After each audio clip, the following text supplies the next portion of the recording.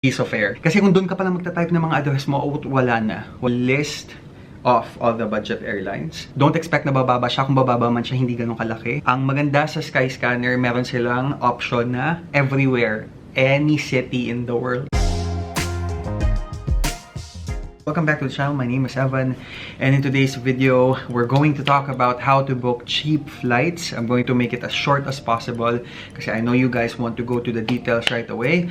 But before anything else, if you haven't subscribed to the channel, please subscribe. I put out tutorials, travel vlogs, and sometimes medyo mga trending topics. I travel quite a bit. I've been to over 60 countries. Yung pinakamaliking struggle with traveling is buying the tickets. Ito talaga yung pinaka nagde-determine kung matutuloy yung trip or hindi. Kasi 'di ba, usually pag na-book mo na yung flight, usually una mong i-book yung flight. Pag na-book mo na yung flight, sunod-sunod na yung hotel, yung tours mo. Sobra akong pagod. 4 hours lang yung tulog ko for the past 2 nights.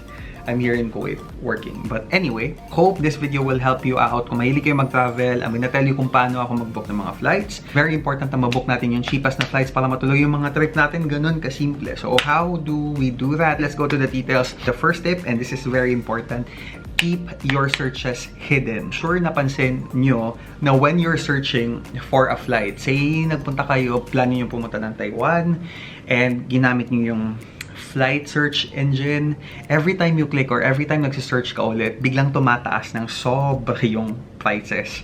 Now, nag-aantay ka lang ng ilang hours, after even a few minutes, pagbalik mo, pag ni-refresh mo siya, even pag-click mo ng confirm, tumataas yung price. Nagtataka kayo bakit? Because alam nila kung saan yung location nyo. Alam nila yung IP address ng computer nyo. Nakokontrol nila yon based on demand. The fact na madaming naghahanap sa flight na yon, tumataas ang demand niya, tumataas din ang price. It depends kung saan country kayo. Kung nasa Pilipinas kayo, usually midnight siya nagre-refresh. Dito sa Middle East, usually noon time, nagre-refresh yung price. When I say refresh, bumabagsak siya sa pinaka-baseline na fare. Okay? So, dito sa amin, sa Middle East, usually noon talaga ang best. Sa Pilipinas, alam ko midnight. Oh, halata naman, Cebu Pacific, di ba? Ganon. Paano natin maayos to? Guys, go incognito. When I say incognito, i-hide nyo siya. I-hide nyo ang katauhan nyo. Oo. Kailangan i-hide nyo siya using an incognito page or parang hidden na user para hindi nila alam kung saan ka, ano yung IP address mo, para makuha mo yung least possible na price based on the baseline prices na ibibigay ng airline. Tip number 2, we all need the best flight search engine. What do I use? I only use one, minsan dalawa. 90% to 95% of the time, I use Skyscanner. Skyscanner.com is the best flight search engine. You can check blogs or vlogs ng mga travelers. Most of them will say Skyscanner is the best. Why is it the best? Madami siyang magandang features. Ang first, you are pretty sure na yun na yung pinakamababang price. Kasi if you check one search engine to another, so ito yung price ni Skyscanner, ito yung price ni ClearTrip. Kasi si ClearTrip yung number 2 para sa akin. Usually, mas mahal pa din talaga si ClearTrip. Mas mura pa din talaga si Skyscanner. Trust me on this. You will find many blogs and vlogs saying na mas mura talaga si Skyscanner. That's the first benefit. Yung second benefit, meron siyang feature na everywhere. When I say everywhere, I'm gonna put it on the screen, pag nag-search ka and gusto mong maghanap ng kahit anong destination, it doesn't matter where, you're being adventurous, pwede ka lang pumunta ng kung saan. You have a date. Say, I have from Monday to Thursday to fly. Meron ka ng exact dates, pero hindi mo alam saan kaya mura. Ang maganda sa Skyscanner, meron silang option na everywhere, any city in the world. So, ilalagay mo lang yung from mo, which is Manila or Abu Dhabi or Dubai, kung saan ka galing. And dun sa destination mo, you can put everywhere. It's so smart. A feature has been there for some time now, and ilalagay niya, nakalista lahat ng mga bansa doon na based on price. So for example, pinakamura si Singapore, from Manila, Singapore, Bali. Alam mo na, nakalista na siya doon lahat. So that's a great benefit, lalo na sa mga budget travelers. Sila yung malaki yung scale, madaming partner na airlines. So you can be assured na yung price na nakuha mo is really the best. Always use Skyscanner. If you have another option, go ClearTrip. I still really check between sa dalawa. Usually Skyscanner is the best. Check Skyscanner out and book your next flight. Okay, tip number 3, you have to be flexible. Alam natin na we're all working, even I'm working, so very important para makabili kayo ng murang flights is to be flexible. Kung meron kayong 2 weeks na date, na block, it's so much easier to buy a cheaper flight kasi pwede mong laruin kung kailan ka alis, kailan ka babalik. Alam mo yun, I'm sure na-try nyo na yun. For example, aalis ka ng Thursday dapat. Ideally, Thursday ka alis. I-try mo yung Wednesday ng gabi. I-try mo Wednesday ng tanghali. I-try mo Thursday ng madaling araw. When you're arriving and when you're coming back, just play with it. Maybe meron kang 6 different na options. List them. And there you go. Siguro, most of the time you would save. It depends kung saan kayo pupunta. Kung pupunta kayo sa US, UK, or kung sa Asia lang kayo pupunta.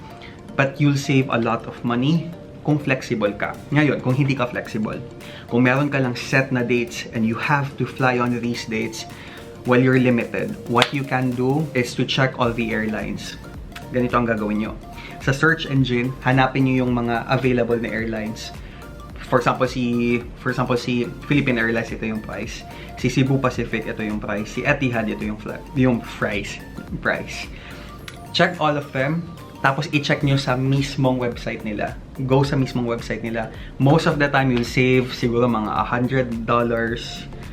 Magkano na yun? Malaki na yun. So usually, mas better yung price pag nag-book ka mismo sa airline and mas madali yung mga refund, mas madali yung mga changes sa flights nyo. So that's what you can do pag hindi ka flexible. At least you get the best price by booking the actual flight sa mismong airline. So number 4, ito sobrang obvious, use budget airlines. I'm gonna be giving you a list of all the budget airlines. Of course, sa Pilipinas, sobrang sikat, Cebu Pacific, piece of air. Ba? So, alam mo na ng mga Filipinos yan. Especially those who really enjoy budget travel. Sa edad kong ito ngayon, medyo matanda na ako. So, pay more for comfort. Oo, kasi matanda na talaga ako. But if you're young, if you're with friends, it's always fun to go on budget travel. Kasi kahit hirap ka, kahit nagtuktok ka, kahit sobrang walang leg space, kahit sobrang inconvenient yung trips nyo, walang kwenta yung tours nyo, or DIY, do it yourself kayo, it's still fun because you're with friends. And it really depends kung anong klaseng traveler ka. Kung gusto mong pasosyal, you can do it. But if you're more on like budget and gusto nyo lang mag-enjoy spending the least amount of money, you can do that as well. Usually, meron silang mga promos. I suggest na i-bookmark nyo yung mga website ngayon. AirAsia, I think PAL, minsan meron din silang sale, pero that's very unusual for them. Cebu Pacific, always check Cebu Pacific. Dapat meron na kayong account, utang na loob. Kasi pag meron na kayong account, naka-auto-save na yung mga information nyo, pabilisan nyo ng book, diba? Dapat may credit card ka, ready na yung credit card information mo, click ka lang. Yun ang ginagawa ko dati, nasa Pilipinas pa ako, mabilis ako mag-click. All the information is already set up. Kasi kung doon ka pala magta-type ng mga address mo, wala na. Usually, less than a minute, ubos na siya.